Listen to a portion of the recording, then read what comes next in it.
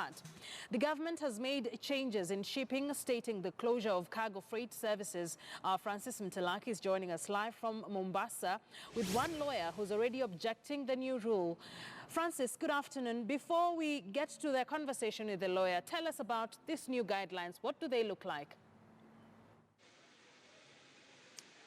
Good afternoon, Akisa. And this new guideline emanates from a meeting that was conducted late last week between KPA, Kenya Maritime Authority, KRA, and the shipping agents, together with some of the stakeholders in the shipping industry and importers that import goods to this country and do business largely to different parts of this country.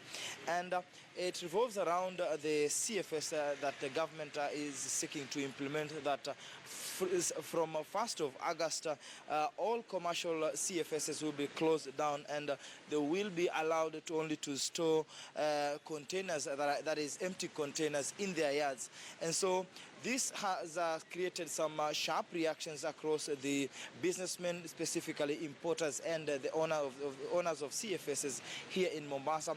Remember, the port of Mombasa is very important in terms of the economy of this region, apart from tourism. And so whatever decisions that are going to be made at the port and with regard to the operations are going to have some significance in terms of the economy of this region, how residents operate in terms of the flow of money and the blue economy at large. And specifically, the port is proposing that once an importer goods dock at the port of Mombasa, the first 4 days, then you will be allowed to clear your goods for free. And after 4 days, between 5 days and 7 days, then the KPA will have to walk away with around $30 close to 3,000. And if that is for a 20-feet container, and for between 8 and 15 days, then this will attract $35, and for a 40-feet container, this will attract at least $70. And when the container stays for more than 24 days, then this will attract at least $45.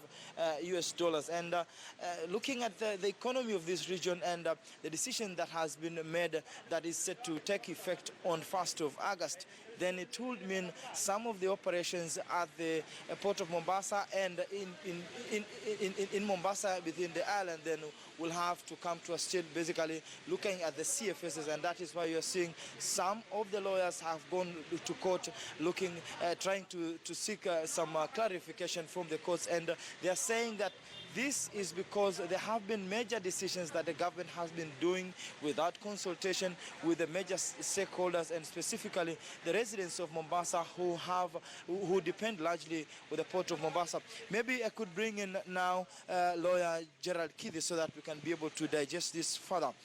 In your orders, what are you seeking basically? So fundamentally, we are seeking a declaration from the courts that the government is directly contravening the economic rights of the CFS owners and the businesses incidental to. Like all the businesses that thrive the economic benefits from CFSs being in operation have been affected. So we are seeking a declaration from court saying that the government has infringed our rights, and so that the government can then make good. Of course, the differences have now come that we had the issue about SGR and now the new directive, and looking at some of the businessmen are saying that since the SGR came into place, then there's some of the directives that have been issued, and maybe this is why we are seeing the government going that way in terms of making sure that the economy revolves around SGR and the transporters basically. Yeah. So I think what happens is the government now has found itself in a huge public debt with the Chinese as a result of the SGR. And because they don't think they can have any other way to raise that money, they are now forcing people to use SGR by force. So it's unfortunate now we have cargo owners being told that it doesn't matter whether your cargo is destined to be around Mombasa or nearby areas, it has to go to Nairobi ICD before it's then dispatched to the other areas. It doesn't matter whether it costs you more to use SGR, you have to comply to use SGR.